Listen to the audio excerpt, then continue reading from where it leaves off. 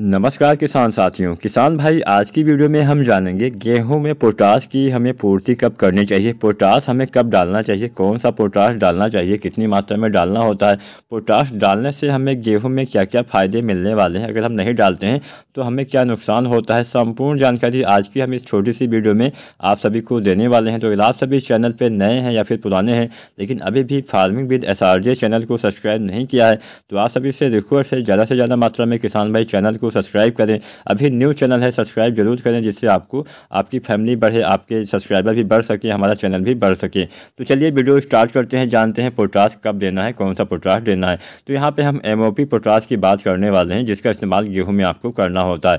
अगर हम जानें कि हमें पोटाश क्यों डालना चाहिए तो इससे पहले हम ये जानते हैं कि आखिर पोटाश नहीं डालते हैं तो हमें नुकसान क्या होता है। किसान भाई, अगर आप गेहूँ में पोटाश नहीं डालते हैं, सबसे पहला नुकसान ये होता है कि आपके पौधे में जो रोग प्रतिरोधी क्षमता होती है वो काफ़ी कम हो जाती है। मतलब आपके पौधे को जल्दी ही कोई रोग, कोई बीमारियां लगने लगती हैं, बहुत जल्दी आपके पौधे में ये बीमारी, कोई भी बीमारी लग सकती है आसानी से। तो जो पोटाश होता है वो क्या करता है, आपकी फसल में रोग प्रतिरोधी क्षमता में काफ़ी विकास करता है, जिससे आपके पौधे में जल्दी कोई रोग, कोई बीमारियों का अटैक नहीं हो पाता। मतलब समझ लीजिए इम्यूनिटी सिस्टम काफ़ी मजबूत हो जाती है जिससे जल्दी रोग बीमारियों का असर नहीं होता है। आपकी फसल को पोटाश सूखे से भी सहनशील बनाता है।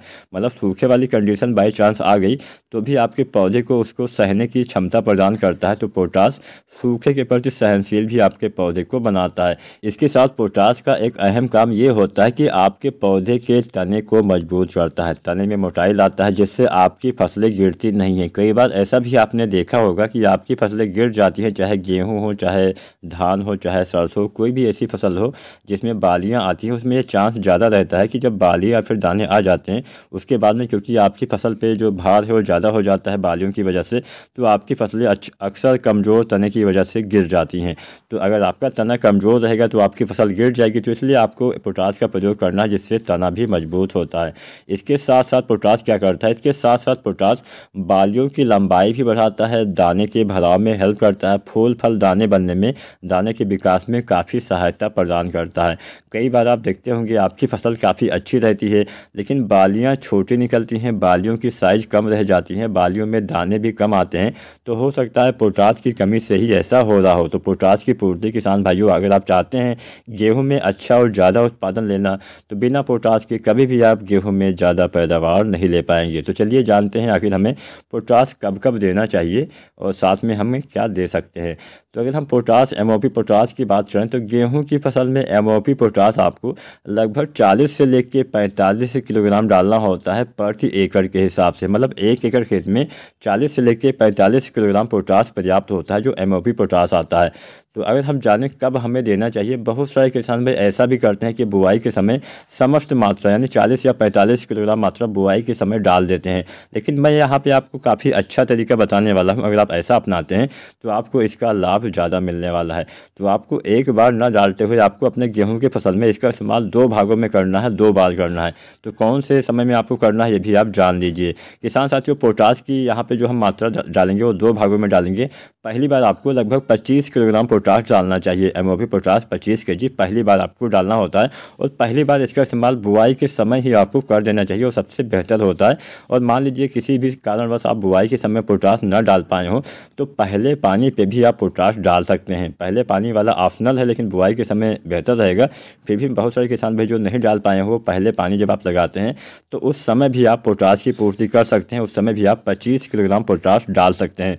अगर हम बात करें दोबारा कब देना चाहिए तो दूसरी बार, मान लीजिए पहली बार आपने बुआई के समय दिया हुआ है तो दूसरी बार आपको दूसरे पानी पे देना चाहिए। दूसरा पानी जब आप लगाते हैं, मान के चलिए 40, 45, 50, 55 दिन के अंदर आपको दूसरी बार पोटाश की पूर्ति कर देनी है। मतलब बालियाँ निकलने से पहले ही आपको डाल देना है। बालियाँ निकलने के बाद कोई बहुत ज़्यादा काम बचता तो है नहीं, तो इसलिए पहले ही इस्तेमाल करना है क्योंकि बालियों के विकास में पोटाश का अहम योगदान होता है। बाद में डालेंगे तो उतना ज़्यादा लाभ आपको देखने को नहीं मिलेगा। और जो हम खाली मिट्टी में डालते हैं और थोड़ा लगने में पौधे को थोड़ा समय भी लेती हैं 10-15 दिन, तो इसलिए आपको पहले ही डालना है। बालियाँ जब बनना स्टार्ट होती हैं उससे पहले ही आपको डाल देना चाहिए। लगभग 50 दिन या 55 दिन अधिकतम समय आपको ले लेना है। तो इस तरह से अगर आप पोटाश डालते हैं अच्छा लाभ देखने को मिलेगा। अब हम ये भी बात करते हैं कि हम पोटाश का इस्तेमाल यूरिया के साथ कर सकते हैं। आप कर सकते हैं, ऐसा नहीं कि आप यूरिया के साथ में पोटाश नहीं डाल सकते हैं, बस कुछ सावधानी आपको बरतनी होती हैं। अक्सर किसान साथी जब पहला पानी लगाते हैं तो यूरिया खाद तो डालते ही डालते हैं। तो मान लीजिए आप बुआई के समय पोटाश न डाल पाए हो, आप पहले पानी पे पोटाश डालने वाले हैं, तो आप यूरिया खाद के साथ इसको मिला के डाल दीजिएगा। लेकिन बस ध्यान ये रखना है कि बहुत लंबे समय तक पोटाश को आपको यूरिया खाद में मिला के नहीं रखना चाहिए। मिलाने के तुरंत बाद ही आपको इसका प्रयोग कर देना चाहिए, वो बेहतर होता है। अब दूसरे पानी पे भी हम यूरिया डालते हैं, यूरिया की अंतिम मात्रा डालते हैं। पहले पानी पे हम लगभग 40 किलोग्राम यूरिया डालते हैं और दूसरे पानी पे भी हम लगभग 40 केजी यूरिया डालते हैं प्रति एकड़ के हिसाब से। तो दूसरे पानी पे 40 किलोग्राम आपको यूरिया लेना है और लगभग 20 किलोग्राम आपको MOP पोटाश लेना है। इसका इस्तेमाल एक साथ मिला के कर देना है। बस आपको तुरंत ही इसका इस्तेमाल करना है, बहुत लंबा समय मतलब मिला के नहीं रखना होता है। तो अगर आप पोटाश की पूर्ति करते हैं बढ़िया लाभ देखने को मिलेगा, अच्छा उत्पादन आएगा, बालियाँ भी लंबी आएंगी। उम्मीद करते हैं आज की जानकारी, आज की वीडियो पसंद आई होगी। कोई भी सवाल सुझाव हो नीचे कमेंट करिएगा। वीडियो को अगर अभी तक देखा है तो वीडियो को लाइक कर दीजिए और चैनल को अगर अभी भी सब्सक्राइब नहीं किया है तो प्लीज़ सब्सक्राइब जरूर करें। धन्यवाद।